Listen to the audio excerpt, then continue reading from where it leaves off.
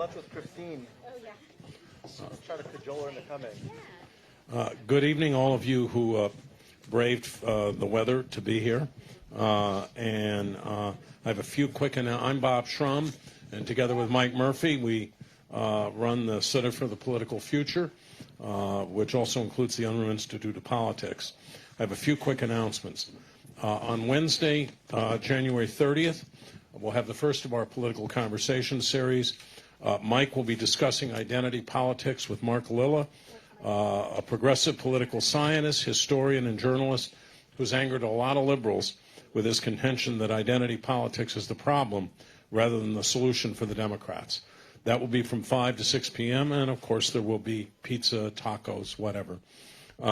Secondly, we're partnering with the Annenberg Center for Communications Leadership and Policy to watch and talk about President Trump's second State of the Union on Tuesday, January 29th at the Annenberg Forum. That's at 5 p.m. We'd like you to get to know more about the Center for the Political Future, our spring fellows, the Unruh Institute, and the Unruh Associates. And we're getting together this Thursday at 5 p.m. in an open house. Join us in SOSB 15 to hear about how you can get more involved. We'll also have free food. The Unruh Institute is also hosting the annual Sorrell Political Summit March 3rd through 5th, 2019. It's an all-expense-paid trip to Sacramento, available to all undergraduate students of all majors interested in meeting executive and legislative leaders who shape the laws and policies of the state. The application deadline is next Wednesday, January 23rd. Tonight's event is being broadcast on Facebook Live, and I'm delighted to have this conversation with, and I won't necessarily introduce everybody in order, Mike Murphy. I already told you about him. He's also a partner in Revolution Agency, a political commentator on NBC. He's worked on more than 20 statewide campaigns and 6 Republican presidential campaigns, including Senator John McCain's presidential campaign in 2000. Mike Madrid is a principal at Grassroots Lab, a premier campaign management and lobbying firm.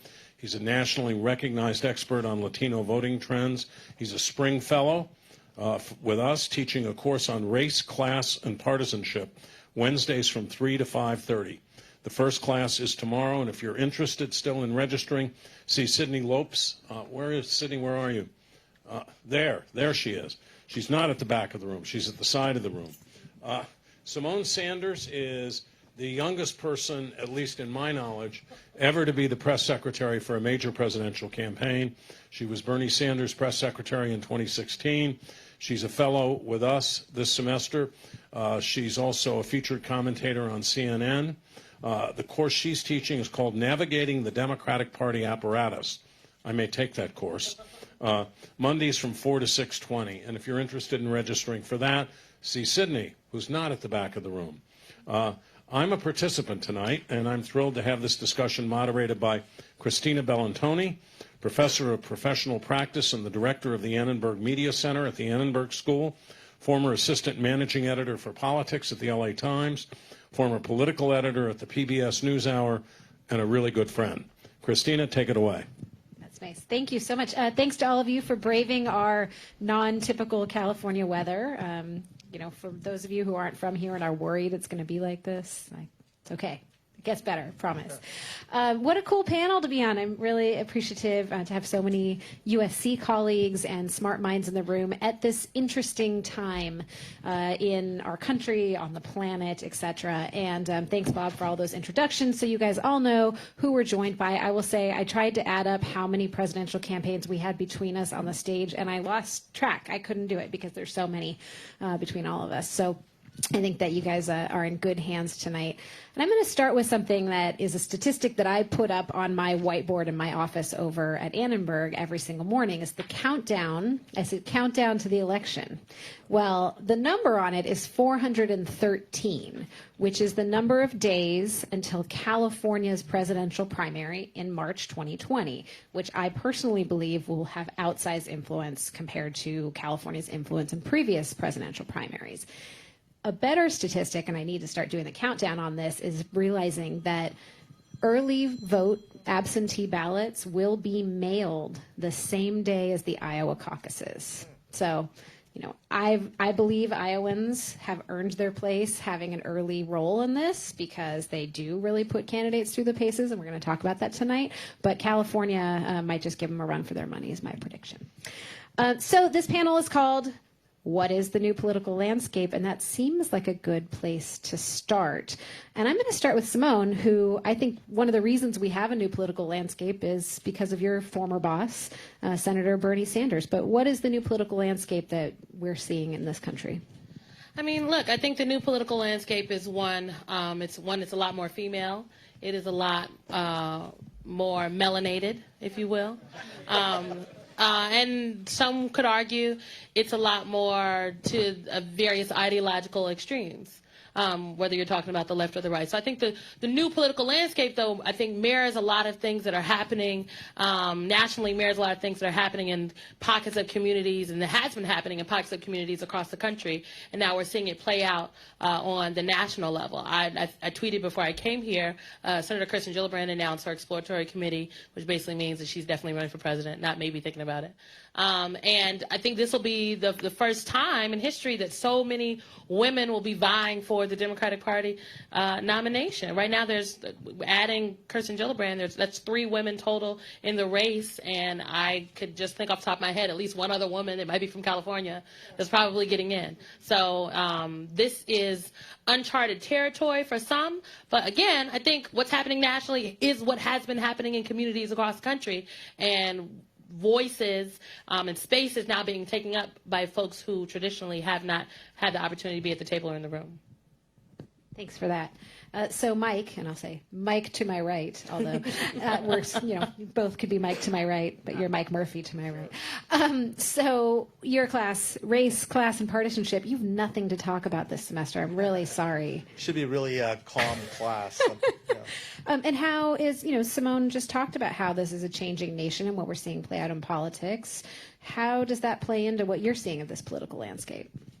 I think there's 2 major social changes that are really redefining American politics. And the first, and really is unprecedented, is what Symone just addressed, which is the racial demographic transformation of the country.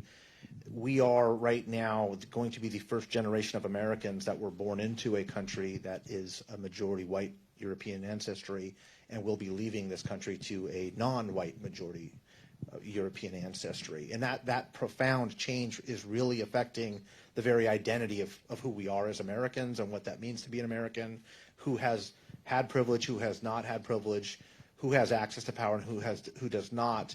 But to me, the second, and it's almost as impactful, is the extraordinary class divide that we are seeing in society as well. And there's a direct correlation between class and race in our country, and geography, incidentally. And when you add all 3 of those elements together, I think you start to begin to understand why we are as partisanized as we've become, even though there's a general movement away from both major parties, right? A lot of the data is suggesting that there's a disaffiliation with both major parties, especially in California, the most diverse state in the nation, and the most economically distinct, right? California is both the wealthiest and the poorest state in the nation, and there's 2 very divergent data sets. The first is there's a general disaffiliation with both major parties, but we are also extremely partisan in our voting behavior. So when you start to understand the intersection between class, economic class, and the racial transformation, I think we're starting to get a better picture of why we are at this moment in time as a country, and that's what we'll be exploring this semester. In my class, sign up with Sydney, and we'll get going. Right on. I want to sign up. That's definitely awesome. So, I will just add my own thought of this. I was in Washington. I worked as a journalist there for more than 12 years, and I covered the changeover when Democrats had just won control of Congress in 2006, and they won both the House and the Senate. So huge sea change in Washington while there was a Republican president and an approaching presidential campaign. And in some ways, the congressional tempo hasn't changed all that much, right? What can divided government do? And there was all these fighting. And at the time, the biggest fight was about the Iraq War. But the biggest difference is that it's not a wide open field in the presidential side on the Republican side, because the presumption is that President Trump is running again. And there is no presumed Democratic frontrunner on the Democratic side, because at the time everybody believed Hillary Clinton would be the next president, and a young Senator Barack Obama was kind of thinking about it, and John Edwards, people joked, was running for vice president, and there was like a whole host of candidates that were getting involved there, and some senators, including Joe Biden, and now you don't really have that. And so I wanted to ask our veterans of presidential campaigns who've seen a lot of different cycles, and the '88 cycle was really historic. Both Mike and Bob, your thoughts on this political landscape when it comes to all of these candidates and how it really feels like it's anybody's nomination on the Democratic side. Look, I think the biggest mistake you can make in presidential politics is to rely on conventional wisdom, particularly in D.C. I actually did a study of this once when I was planning a long-shot presidential campaign, and we counted up all the news clips in the year before the primaries really began, like 18 months out in New Hampshire.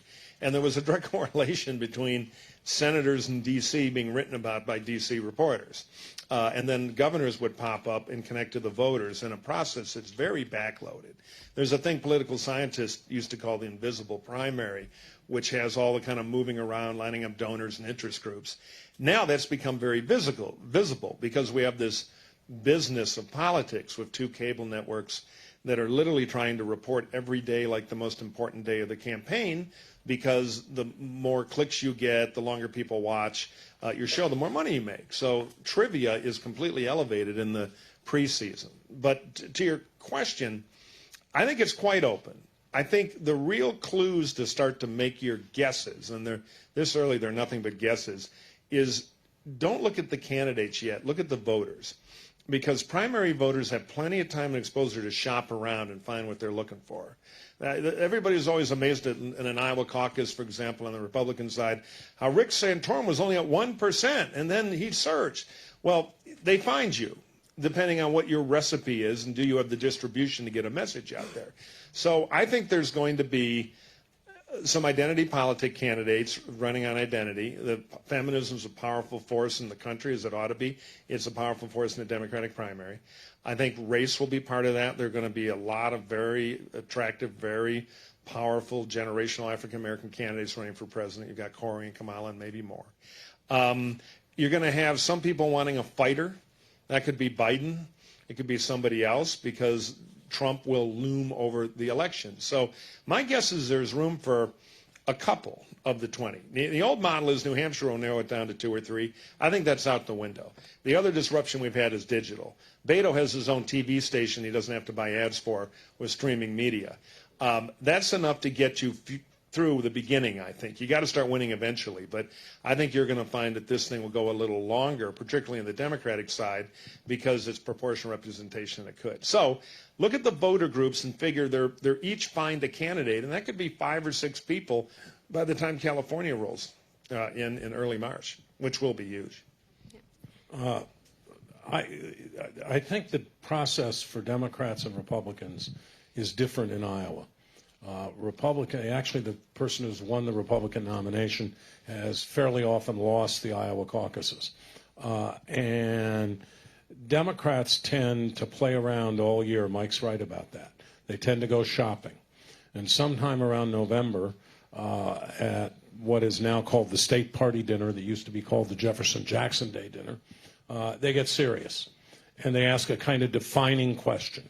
And the defining question can be, who has, for example, in 2004, who might plausibly beat Bush? Or in 2008, and the answer to that was not Howard Dean, who had been at 41% in November and collapsed to 3rd place in the caucuses. And in 2008, it was clearly who stands most for change. In 2016, I'm still not sure who won the Iowa caucuses on the Democratic side. We won Iowa. I know the Clinton people like to say it was a virtual tie. We won. Yeah, because up until now, although I think this is about to change, they've reported delegate equivalents, not actual votes. The Republicans report actual votes. And that gives you a lot of room to play around with the process. So I am not one of those who thinks that Iowa and New Hampshire will be less important. I think they will still winnow the field. Mike may be right. They may winnow it to 4 or 5 candidates instead of 2 or 3. But when those ballots are mailed out, Christina, in in California on the night of the Iowa caucuses, people in California are pretty smart. They're going to watch what happens in Iowa. They're going to watch what happens in New Hampshire, South Carolina, and Nevada. And they're going to begin to make a decision at that point. And that decision is not going to be, in my view, to throw away their vote on a candidate who hasn't done well up until then. You have to get winnowed in. It's probably easier to get winnowed in now than it was in the past. I don't know for sure what the defining question will be, but I'm a little agnostic on this idea that this will be an ideological derby where everybody will insist on, my candidate has to pass the litmus test, because Donald Trump is the elephant in the room in the democratic process. And I think people are going to really care about defeating Trump. And if a candidate looks like they're ideologically pure but maybe couldn't defeat Trump, they're going to have a lot more trouble. Because the changed political landscape that we're living in right now, and there's both a meta change, which everybody, Symone talked about, Mike talked about, and it's amplified, by the way, by suburban women and independents being driven away from the Republican Party by Donald Trump. That's the meta change. And what we're going to live with for the next 2 years is the immediate change, which is deadlock in government in Washington. We can't even open the government at this point. In fact, they can't even sit down and talk about it. And so that's going to play out and have a lot of consequences. Now, I am not 100% confident of this, but I am like 99.8% confident that all of us on this stage predicted that Hillary Clinton would be the next president of the United States. Mike and I did it on national television on Showtime's The Circus the Sunday before. Yeah, I thought she'd get 3 million more votes and win. Right, and she did get 3 million more votes. Right, exactly. And so I think part of that gets to, all of us probably had a little explaining to do to some friends who might have asked us what happened, to students we talked to lots of different people. And I think I will speak for all of us in that many of us informed those opinions on things we understood about politics, things we know to be true, right? We're in this business in different ways and forms and over many decades because we learned a lot, right? How it works. And I think the thing about Donald Trump as a candidate was that he completely upended that formula and the political notions that we all sort of understand very early on. They spent $39 million against him before he even ran a single television ad in the fall of 2015. He got wall-to-wall television coverage of his rallies, in part because he was so incendiary. So all those things, like he was able to just do it a little differently, and for whatever mix it was, ended up as president. So how does a candidate run against that? See, I am hugely contrarian on this, and I may be wrong again. You have to, in politics, reverting to the mean is not a bad strategy over time. It doesn't mean there aren't black swans. This guy won by 77,000 votes out of 13.6 million cast in 3 states. Now, that's an accomplishment. But he did worse in suburban counties than Romney did. This thing was in the margin of error. One good thunderstorm might have tipped it the other way. So I don't want to throw out the old model completely. We have had 5 of these elections where somebody won the popular vote and lost the presidency. And we've only, all of them except for 2000 and now, were in the 19th century, none in the 20th. So what it's about is population density. Hillary won LA County huge, but Trump's vote was spread around. Of the 3,500 counties in America, she only carried about 165 of them. But that was enough to get half the country. So it was about distribution. Still, he won. I don't think, though, that the rules of politics have changed, because after he won, he got busy becoming very unpopular. And we just litigated. We had a midterm election totally about Trump, and our party got the worst wipeout since the Watergate year of '74. So I think the Trump magic experiment is still ongoing.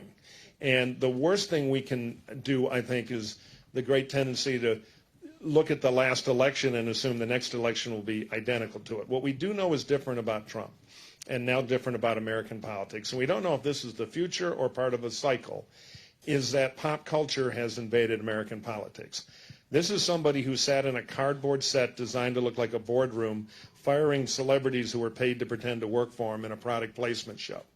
And that credential, that you're fired, that I'm outside D.C., I'm the art of the deal, was now a credential of Eisenhower won World War II presidential level power. That is new in American politics. Now, the big question going forward will be, will people want to change the channel to something new, or they want a different flavor of that, or go back to the original? And that, I don't think we know. I think we have to go through another presidential cycle. But there's no doubt that the traditional channels of communication are not what as important as they used to be. But digital does give you the message if you have, give you the mechanism, the amplifier. If you have a great message, you can get it out essentially for free. That is a game changer, and how people use that will be a lot of the story of what I think will be a very different primary in the Democratic side in 19, with a lot more streaming and a lot less caring about scoring a spot on Anderson Cooper. By the way, I think Trump won the message war. Oh, yeah. He said to people, look, you're in these Rust Belt states, you're in economic distress. And the reason is immigrants, and the reason is bad trade deals. And I'm going to change both of those. And Hillary's message, Stronger Together, if you think about that slogan, was actually a negative slogan about Trump. And it was about how divisive he was. I think the Clinton campaign assumed that Trump could never win, that they rooted for him, and that even in their choice of vice president, it was a pretty complacent choice. I don't think that, in fact, I know that Ronald Reagan didn't particularly like George H.W. Bush. And there's a lot of evidence that JFK didn't particularly love Lyndon Johnson. And Franklin Roosevelt didn't particularly love John Nance Garner. In fact, gave him nothing to do when he was vice president. But they picked them because it was the way to win. In Roosevelt's case, the nomination. In the other two cases, the election. And I have always been intrigued, and I don't know what Symone thinks about this. I mean, Bernie Sanders won the Wisconsin primary. He won the Michigan primary. I think Hillary Clinton may not have liked Bernie Sanders, but had she picked him for vice president, she might have picked up those two states and even done better in western Pennsylvania than she did. Had she gone there, she might have done better in those two states. You mean had she campaigned? Had she campaigned there. I mean, she did not set foot. The Clinton campaign's principal did not set foot in Wisconsin or Michigan in the 2016 general election. Frankly, I think had Senator Sanders been offered the vice presidency, I'm not sure if he would have taken it.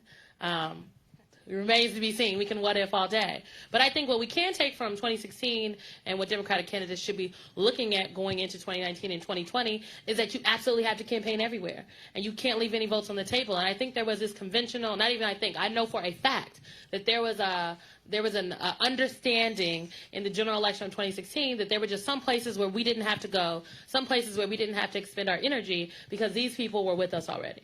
Whether we're talking about young African-American voters, whether we're talking about young Latino voters, whether we're talking about folks in Wisconsin or Michigan, we just didn't have to go because they were with us, and we can spend our resources and our time elsewhere.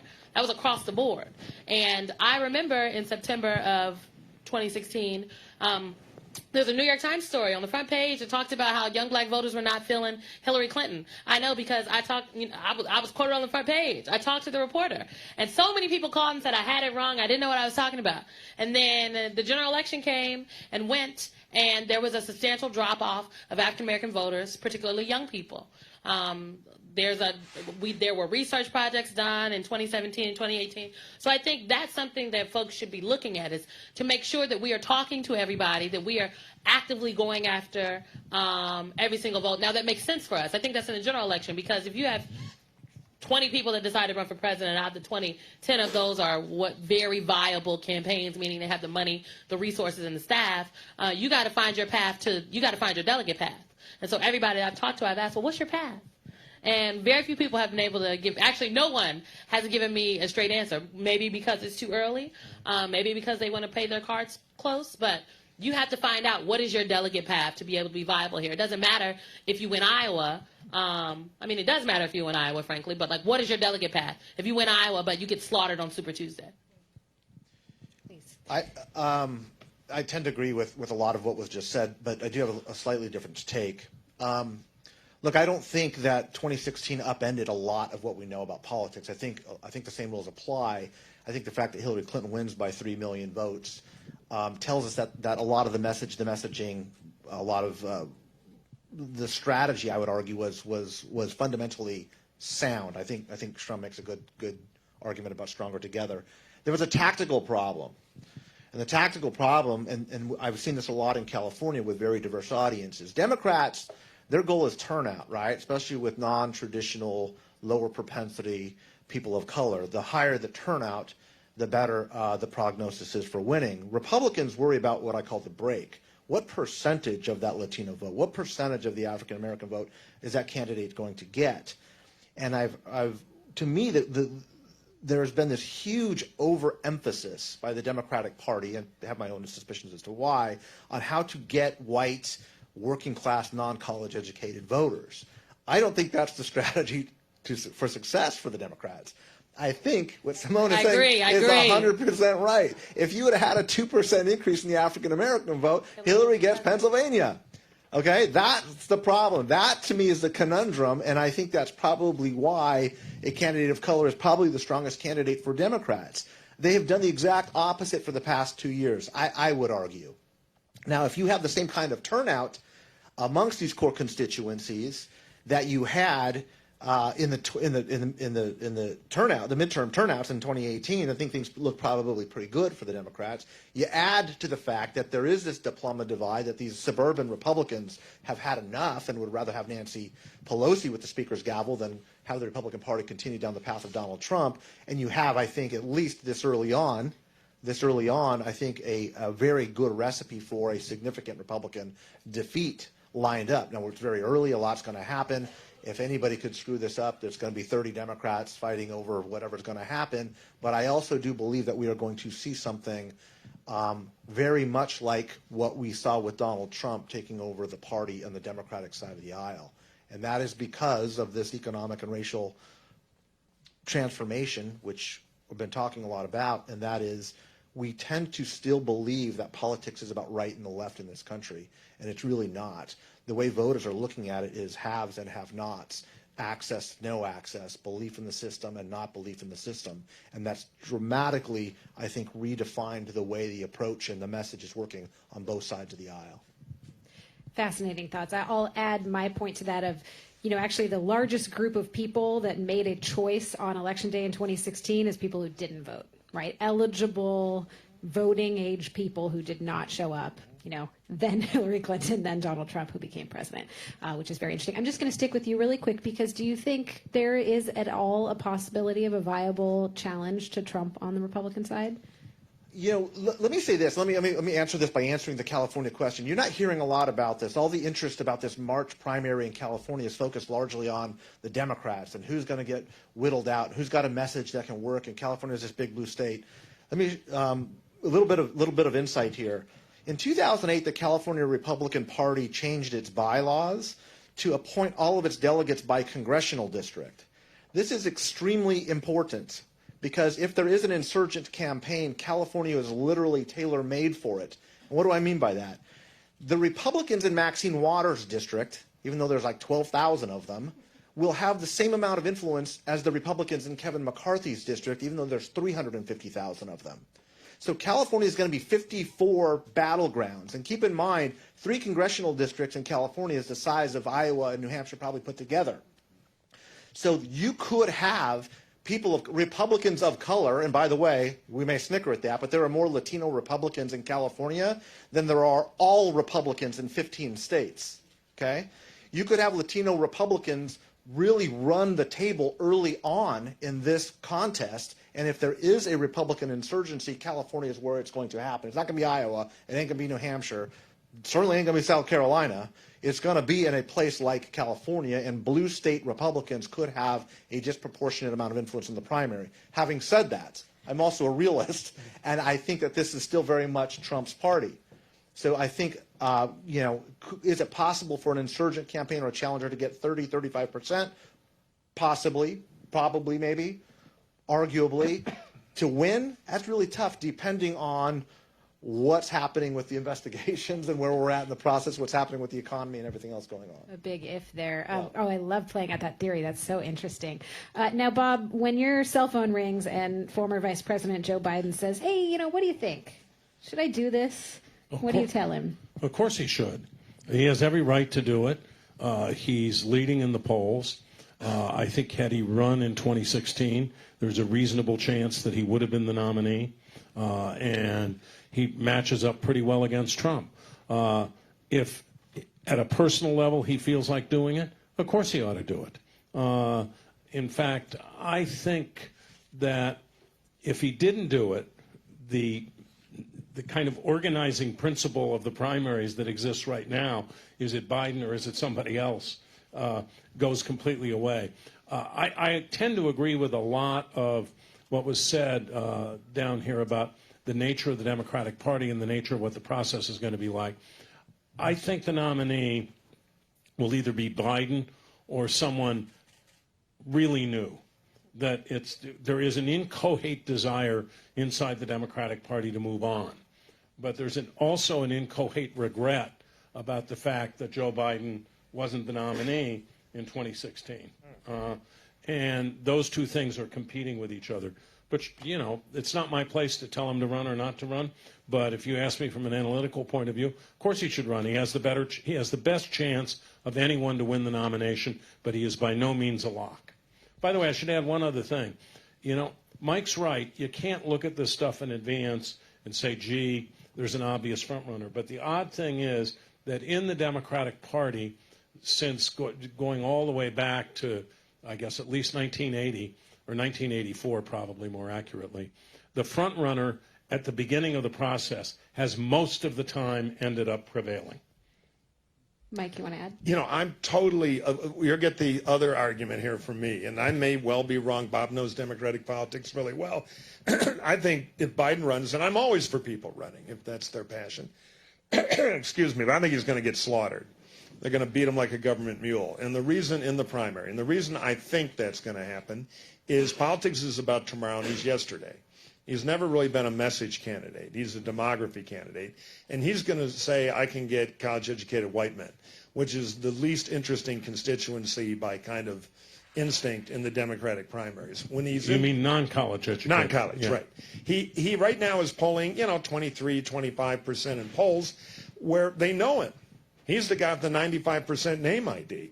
So it's like, the dog food every dog knows and only 1 out of 4 want to eat, and they don't even know about any other dog food. So I think he is in a precarious position. He's a sidekick, and they're going to look for a leading fighter who may be generational. And it's a little unfair to him, but this is a tough business. So I'm short Biden.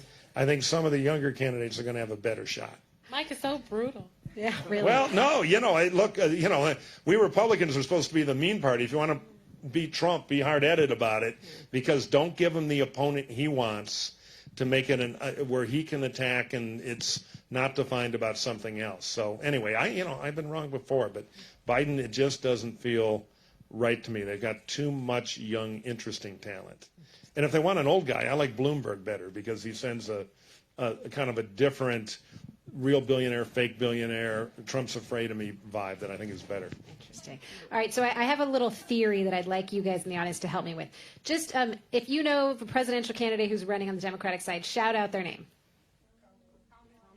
Kamala Harris is the first one that came out. Okay, anybody else? Gillibrand announced today, senator from New York. Julian Castro. Tulsa Warren. Gabbard. Okay. Who? Richard Ojeda from West Virginia, state rep. Oh, Okay. good. We need his leadership. Yeah, thank you. My question was going to be, why does no one bring up John Delaney? Did I hear a Tulsi Gabbard back there? That was me. Okay. That's who Mike is for. I forget his first name, but his last name is Yang. Andrew Yang, thank you. Who are we forgetting? Steve That we Bullock, know for sure. Cory Booker. Yeah. Well, so John Hickenlooper. I mean, we go down a long list. so this Carrot gets Top. Governor Inslee. this gets to my who we know, people we know for sure are running, people who are thinking about it, and like what the timing means, right? Elizabeth Warren got actually like a lot of juice out of her announcement, maybe because she was the first, and because it was before the end of the financial reporting period, maybe that helped her. But I'm curious what you guys think about the timing of when people are saying they're going to run, and is that game of, oh, well, maybe I'm interested, I don't know, is that like kind of coy? Well, they always have an over? exploratory committee, and they never come back after exploring and denying. There's a groundswell. I must run. You know, I think exploratory committees are a mistake because it seems so fake. And we're in an electorate now that's tired of the fake political speech. Yeah, I think all this stuff is the old stuff about waiting and being coy and saying, well, I haven't made up my mind, or I have no intention yet, and all that stuff is meaningless. And I think because of the need to build, unless you're Bloomberg, a massive fundraising base on the internet, because of the need to get out there and really campaign, get people to know you, you got to announce now. You can't wait 6 months from now and say, gee, I've suddenly decided I'm going to run for president. I mean, if you look at the Sanders experience in 2016, he started out, 2% of the vote, and did a kind of announcement in the Senate parking lot. Right, he had 2 announcements. And then he did a big announcement at Lake Champlain that was brilliantly produced. And suddenly he's gone from 2% to about 16%, and then it just keeps moving. But he was building a base all the way. I think you got to build the base. You got to build it now. And so I think you're going to see a landslide of Democrats announcing for president over the next 3 or 4 weeks. But because of the new technology, I'm totally a crank about this stuff. I think announcing now is really dangerous. The most important word in advertising is new. And here's what happens historically with campaigns. You're looking at the field and like, oh, Smedrick's announcing that SOB. We got to announce. Nobody can beat us to April 1st. And everybody announces. And everybody gets a plane and 100 yes people and fly around the country and burn through $25 million. And after Labor Day this year or the year before the primaries, when voters start to tune in, they're broke because the fundraising can't get up with the burn rate to generate media interest. So I think... Unless you're Barack Obama announcing early in 2007 to 15,000 people in Springfield and beginning to build a base that sustained you all the way through the process so you could spend over $600 million on the campaign. Right, with a resonant message, which most candidates don't have in primaries. That's the hard part. I just think that, for one, I think exploratories for some people are still necessary in general because a lot of these people are announcing exploratories because when they legally have to, given the kind of campaign accounts that they had previously been running, if they were a senator, if you will, it was in cycle last year, like they have to, legally they have to do that. You can't start talking to people, really giving them offers. Some people need an exploratory committee. But I would say, I think particularly for the Democrats in this field, you have to go early because so many people are unknown. Like if you're Joe Biden, you can wait 6 months to decide if you want to run for president. But he's probably, frankly, if you're Bernie, you can wait till June if you decide you want to run for president. You can wait till right up before that first debate. And then hop in that thing. But if you are, I know California knows it, but if you're Kamala Harris, you can't wait. If you're Kirsten Gillibrand, you cannot wait because no one knows who you are. And so you have to get out there on the campaign trail. If you're Elizabeth Warren, you have to get out there. You have to introduce yourself to people. You have to make your pitch over and over and over again. And I think that's what we'll see that's why we will see a lot of people that will probably announce. I think more people are going to announce straight up exploratories this month. And then come March, you'll see folks that are saying, okay, now this is my full campaign apparatus. These are my people. This is my campaign manager. Part of the reason, though, is there's issues with staffing this time around. Frankly, because there's so much. We talked about this in my class yesterday. We asked I asked them what were some of the barriers or threats to the Democratic Party apparatus and maybe even some of the candidates in advance of this primary. And staffing was one of the barriers because there's so many candidates. Top talent has the luxury to be choosy. They have the luxury to wait. And so sometimes you can't announce your actual campaign because you ain't got no dang on communications director. Because the girl you want is like, not right now. Also, so many people have left D.C., right? A lot of people said, Democrats are out of power, I'm gone. And they're working for Facebook and they're making millions of dollars. And who wants to leave Facebook in Silicon Valley or wherever you are and go to, if you're working for Kirsten Gillibrand, Troy, New York. Yeah. Okay, right over the bridge from Albany. Right. Oh my God, is there a nail shop in Oskaloosa, Iowa? Is there a Soul Cycle? One of the fascinating things to me, Love it though. I love Kirsten Gillibrand. And Troy, Troy are apparently. nice. You love Albany, right? Yeah. Just like Omaha, Nebraska. In 2016, one of the things that really fascinated me about the Republican primary was there were 20 candidates. Each one of them had a legitimate slice of the center right that they were appealing to. You had the Ted Cruzes, who were constitutional conservatives, and the Rand, who's the libertarian, and the Rubio Jeb establishment wing, and then and what happens when all of this develops is this upending. This candidate comes in who's just like, I'm not like all y'all, and it just flips the table over and upends all of the conventional wisdom about who goes first and who goes last and who has much money and burn rate and stuff. I'm not saying that's not important. It is, because Trump was very unique. In many ways, he transcended that. But I'm not convinced that we're not going to see the same thing on the Democratic side of the aisle. Gillibrand announces today, right, all the news is she's running as the women's candidate. And then you've got, the Warren, progressive wing of the party. And then you've got Beto, who's kind of a whatever. What is Beto's claim to fame? Like, really? The fact that he raised some money. It's a great... No shade. No, but like, you're absolutely right. You're absolutely right. Democrats love him. That's the golden goose, and and to they the can point, get him elected. I think it's fascinating. Well, anyway, I'm not going to get into that. I don't know. Exactly. I don't know. I'm with you, Mike. But what's going to happen? This is why we're going to do great together this semester. But I don't know what he means. I do think he's probably trying to figure out what that lane is, right? I'm not convinced that there isn't going to be the same type of dynamic in the Democratic primary this year, where there's just a complete upending of all of this, and we might end up with something. I don't want to say Trump-like, but it will be very upending and just a complete repudiation of the entire system. I do think too, not to beat it to death, but I agree about Biden, probably Bloomberg, and Bernie can get in late because they're already famous, which is a huge advantage now. Trump taught us that. But if you're one of the candidates that's not famous, thinking, I got to get in now because I'm not famous, and 20 other people are getting in now because they're not famous, there's an argument, wait a minute, why be a commodity here? I'll wait and get in the middle, and then I'll have the spotlight all to myself to either hit home runs or die. Because everybody, you don't want to have the same strategy as 20 other people. That's almost never an advantage. I just don't think it's going to happen. I just think you're going to see all these people getting out there early, and I do think the internet fundraising base and the need to build a social media base is a huge driver of this. I mean, the reason that Biden could wait, although I don't think he will, because I think people would begin to say, oh, we went through this in 2016, why do we want to go through it again? I think he could raise money pretty fast. But even he ultimately, Bloomberg is the one exception to this, even he ultimately needs to have a very large social media internet fundraising base. Howard Dean started this after Kerry emerged as the nominee. He raised $250 million, an unheard of sum for a Democrat, between the beginning of the primaries and the convention, and should have never taken federal funding, and Obama didn't in 2008.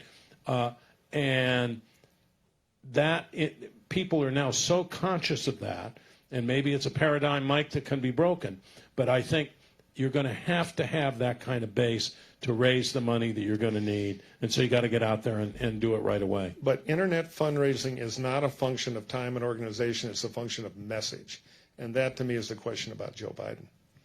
Lastly, I'd just like to note that the first debate on the Democratic side of the aisle, the first two debates will happen in June. Yeah. It will be one right after another, probably a Tuesday and a Wednesday. And so part of this is also you want to get out there so you have time to test and see what's working in places like Iowa and places like South Carolina, so you can begin to introduce yourself to folks. So the first time people see you is not June whatever on the debate stage. Yeah, that's all amazing points, and I will again just harken back to Iowa. That candidate that goes and spends 2 weeks there and goes to a bunch of these small towns and starts to meet people can also start to pick up steam. And then the other thing, what I'm hearing kind of from everybody and thinking about the viability and who can defeat Trump and who can get better known, this actually suggests to me something that I think we could do an entire other panel on. Polling is actually going to be more important in 2020 or 2019 and 2020 than ever before. And we all can agree that there's some flaws in polling, and particularly the way the press looks at polling and the press reports on polling. So that's something, as academics on this side will say, like, we should really be thinking about that, because that's going to be an interesting topic. So we're getting closer to the end of this, and I want to, there are questions. I have one question just because we haven't really touched on it. The government shutdown, Bob kind of referenced this, of like, no end in sight.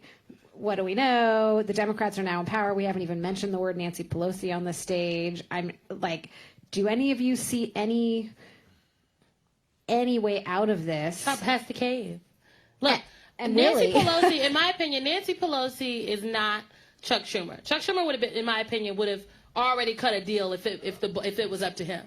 And you laugh, but the government was shut down not that long ago, and the Democrats shut down the government. I was one of those people on TV saying the Democrats did not shut down the government. Technically we did. We shut down the government. Democrats shut down the government only to cave 3 days later and get the same deal that was offered before they shut the government down. Because Chuck Schumer and some folks in the Senate felt that they could not put some Democratic members of the Senate under this pressure, given that they were in an election year. This is a different ballgame. Nancy Pelosi, she's said it time and time again. Speaker Pelosi is saying, look, he will not get a dime for that wall. Maybe $1. But he won't get it. She said that in an interview, maybe $1, but he won't get a dime.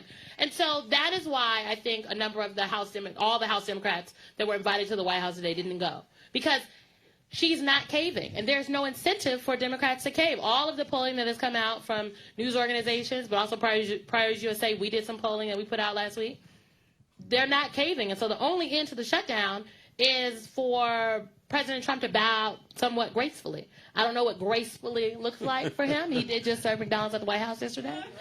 But there has to be some type of graceful bow out, because you cannot continue to withhold paychecks from the American people. Look, for weeks on end. Trump did this to himself to a large. I mean, he had that meeting with what he calls Chuck and Nancy, and he then said, I'm going to shut down the government. I'm going to own it. I'm not going to try to blame you, Chuck. Everybody saw it. And every time he stands on the White House lawn and talks about this, he seems to take more and more responsibility for it, even as he tries to push it off. In one sentence, they'll give him a prepared sentence. This is all the fault of the Democrats. And then he'll say, and I'm not going to budge an inch until they give me $5 billion for a wall. And the wall is not popular. Shutting down the government over something that's not popular is kind of dumb. But I think the whole way he's proceeded has not been very smart. And they are going to have to they're going to have to give him a little face-saving something. I don't know whether he can be graceful, but they're going to have to give him something. They did offer $1.6 billion for border security. I don't know what it will be ultimately. Yeah, but not the wall. I don't think his wall is getting funded. Mitch McConnell warned Trump at the beginning privately, you're walking into a box canyon, which is true, because Trump has no cards in this fight. Even if the Senate and Schumer were to make a deal today, they couldn't get it through conference with Nancy in the House. The Democrats say they want to reopen the government. They want to break Trump, and he's giving them the opportunity to do it. So the Republican Senate will get them out of this because they have to, and member by member they're falling off because they know it's a political disaster.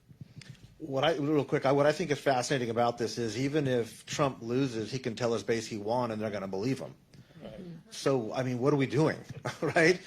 To a certain extent, his real audience is the Ann Coulters, the Rush Limbaughs, the social media folks who have been pushing him and saying we want a wall, right? Eventually, that does play out. I don't think it's going to go any lower, his support base, because it's as low as it's going to get, and that base isn't going anywhere. So a lot of this, I think, is much ado about nothing, unfortunately.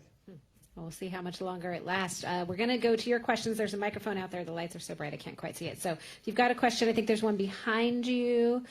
While the microphone is getting over there, I will just say one thing I think is interesting. Having lived in D.C. so long, and I hear the initials AOC, I always think of Architect of the Capitol. Now it's become this phenom that maybe somebody will ask about, or we can talk about at the end. Go ahead. Yeah, so one interesting theory that I actually talked about a few days ago is that I find it interesting that there is no one on the Republican side that has... there are people like Bob Crocker that have expressed interest in being nominee. However, there are no people that have made an exploratory committee. However, do y'all think that it's because the Republican Party is really betting on being the party of Trump, and they like that position. I know that a lot of Republicans don't agree with him, but they like that position? Or is it really they don't want anybody on the Republican side to challenge Trump because they would actually win, and they want time with a Democratic president to really restructure the party to no longer be the party of Trump? So No, does that seem... Go ahead. I didn't mean to interrupt you. It's simple. They don't think they can win right now. If you look at the history of this, a couple of presidents have gotten challenges. Jimmy Carter, Ted Kennedy, Ronald Reagan against Jerry Ford, though he wasn't elected, he was appointed, and they both got beat. So there's a very, very long record of people running against incumbent presidents and losing. So there are a couple people buzzing around thinking about it, but they're waiting for the Mueller report and some theory that they can win. The old model was you go to New Hampshire, you embarrass the sitting president, McCarthy, LBJ. The sitting president's embarrassed and says, I've gotten the message, I'm stepping down. It relies on shame. Trump does not have shame. Trump, I don't think, will ever go to New Hampshire. He'll just say, I'm starting my campaign in South Carolina. So the old toolbox doesn't work, and they don't see a practical path yet. We need the gears to grind a little more, because I think a lot of the story of this year is yet to be written. And I'll just add to that every Republican source I have talked to for the last 2 years loves the idea of President Mike Pence. And that's just something everybody keeps in the back of their mind with all of these other things. And all the Democrats are like, no. There's one here, looks like. Make sure your question ends in a question mark, please. Okay. So we've talked a lot about strategy and like politicians who can get their message across and have the perfect strategy to get the electoral votes. But should we be focusing more on maybe the gerrymandering in this country, the voting laws, and like the electoral college that are preventing us from truly being an accurate democracy? I know there were students like on this campus in the previous election that got their ballots the day after the election. So should we focus more on that, or finding the perfect candidate who can beat all of these obstacles? Look, I think you have to talk about gerrymandering, and I think that's why the Democratic Redistricting Committee was started, and it's fighting. I mean, I work on issues through the Parties USA Foundation to defend access to the ballot box for all Americans, regardless of their political party, and we brought about 7 lawsuits last year, and we've won. But that is, frankly, not the job of people running in a Democratic presidential primary. Like, the job of those folks, if I'm a candidate or if I'm working for a candidate, I need my candidate to win. We can't address voting rights or gerrymandering if I'm, the loser. So we have to win our primary. But I think that's why these other outside groups will be extremely important in ensuring that the process is strong and that we are defending the rights.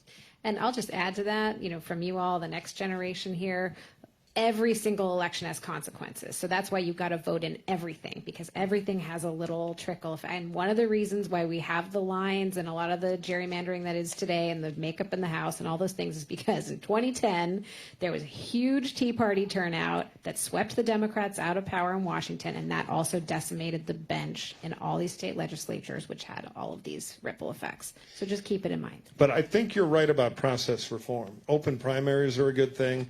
Actually, the system we have here, the top 2 runoff system, I think is good. And I'm actually for electoral college reform. So it matches the popular vote, so that would be better now for the Republicans than the Ds. More questions? There's one back there, one here, one there. So. Deandra, thank you. Susan Dork Peck.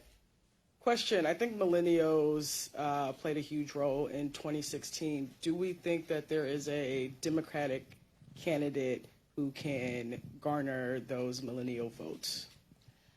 I don't think so. Perhaps. That's the answer to all the questions right about now, right? Perhaps. I think that there are a number of Democratic candidates that might be appealing to and potential candidates that could be appealing to the millennial demographic. People are saying that some of the animosity between some of the Bernie folks and some of the people that want Beto to run is that because Beto actually ticks off some of Bernie's vote as opposed to Elizabeth Warren ticking off some of Bernie's vote. I think that's an interesting hypothesis. I don't know if I necessarily believe all of that, but I think that young people, particularly, young people will help decide this next election. But black women. I think black women have always picked the Democratic nominee and will pick it for the foreseeable future. Okay? So you cannot be the Democratic nominee in America if you can't win black women. I think millennial voters if Trump is the Republican nominee, will vote overwhelmingly for Democrats in 2020. Look at 2018. Look at the variety of Democratic candidates. Some of them like AOC, some of them like Harley Ruda in Orange County. Millennials, suburban women, people of color turned out in huge numbers, and I think Trump is the great unwitting get out the vote machine for the Democrats, and I think he will get millennial votes out. I agree with that, but I think if you want to know who the magic candidate for millennials is, watch the primary, because that's the opportunity to test it and see who can do it. And tell us, because that'll help inform it. Real quick, I think what the Democrats really need is an aspirational candidate. And I know this may hurt some hearts out there, but Hillary Clinton was just not an aspirational candidate. She may have been for some core constituencies, but beyond that, it was just not. If there's an aspirational element, I think that young people are naturally more optimistic because of where they're at in their life cycle. There's a natural connection there. That is the best contrast to Donald Trump. There's nothing aspirational about Donald Trump. There never was. That was the key to his candidacy, right? It's this dystopic view of the world, of the future, of where we're at. That contrast with somebody aspirational, I think, is frankly how you're going to get through a one-on-one campaign against somebody who's pretty good at attacking people and beating them down to his level. That's true. So let's try to squeeze in two more. We'll go here and then up front to this one. Hi, I'm Paul Martin. I ran against Rohrabacher as a moderate Republican. And my question is for Symone. I follow Paul on Twitter. Yeah, you do. So do I. For Bob and Symone, so 80% of the Republican, much to the chagrin of my friend Mike and Mike up there, support Trump still generally, right? About 80% of the Republican Party is supporting him. And to a certain extent, they support conservative principles, I think largely based on xenophobia and other types of things. But there's a fear-based thing going on. On the Democratic side, you have Joe Biden, let's say, as a moderate Democrat, all the way to Kamala and Bernie. There's a great diversity on the side of the Democrats. My question is, do you think that the country is ready for somebody and I don't mean this for myself because I like Bernie as extreme, but is the country ready for a Kamala or a Bernie, given the fact that there's just this large portion of people driven by fear? Are we going to take the other question? No. Yeah. I think so. The question of is the country ready for Kamala Harris or Cory Booker? You're asking, is the country ready for another black president, essentially? Or Bernie. Or Bernie. You're asking, is the country ready for somebody that believes everyone should get health care? A socialist. He's a democratic socialist. I think, frankly, the country is ready for just about anything, particularly the Democratic Party voters. I think the Democratic Party voters are willing to vote for whoever has the best message and that makes them feel the best. Frankly, I really do. I think I think when it comes to the general election, look, I think people that really don't like what Donald Trump is doing want somebody that they think can be Donald Trump. Now, a lot of the people that might get involved in the general election that do not get a chance to vote in the Democratic Party primary because we don't have open primaries in some places, they might feel differently about, they might feel more comfortable with the Joe Biden than the Bernie Sanders because they think Joe Biden has the best chance of beating Bernie. But I don't think that is how the majority of folks right now are thinking about this upcoming primary. I think everybody wants to see everybody. They want to know what people are talking about because people may really like. People last cycle might have loved Bernie Sanders, but this cycle might not be his moment. We don't know yet. We don't know. So I think it's entirely too early to say that. But again, I think that there is a chance that Kamala Harris, if elected the Democratic nominee, I think she could beat Donald Trump. Bernie Sanders, if elected the Democratic nominee, I think he could beat Donald Trump. I think I am somebody that believes anything is possible in Donald Trump's America. All right, over here. Hi. So my question is, what do you predict the biggest policy issue is going to be for the Democratic Party and also the Republican Party? Because it seems like the focus of policy are completely different for the two parties. So where do you think that those differences will lie? Healthcare, Medicaid for all or single payer, however the new kind of progressive healthcare stuff is. The other thing you're going to see as the next big domestic issue, and I think it'll pop up in the next presidential election, but it'll only grow, is the lack of retirement savings. People are living longer. They have less to live on. Bernie's already talked about, I think, doubling Social Security. That's coming, and it's going to be very big. And from a square Republican actuarial worry point of view, it's going to be a mega expensive entitlement issue in a situation where we already have $1 trillion national debt and no appetite in either party to do much about it. The one thing I would add to that is Trump has a lot of disabilities going into 2020, and we saw them in 2018. If the economy goes south and you put that on top of all his other problems, I don't think we have to debate which Democrat can beat him. I think the Democrats will beat him. Well, I think we'll leave it there. Thanks to everybody for an awesome panel. Symone, Mike, Bob. Thanks to the Ground Zero Performance Cafe and all the awesome staff that makes this possible. I'm Christina Bellantoni with USC Annenberg. And by the way, just a quick little plug.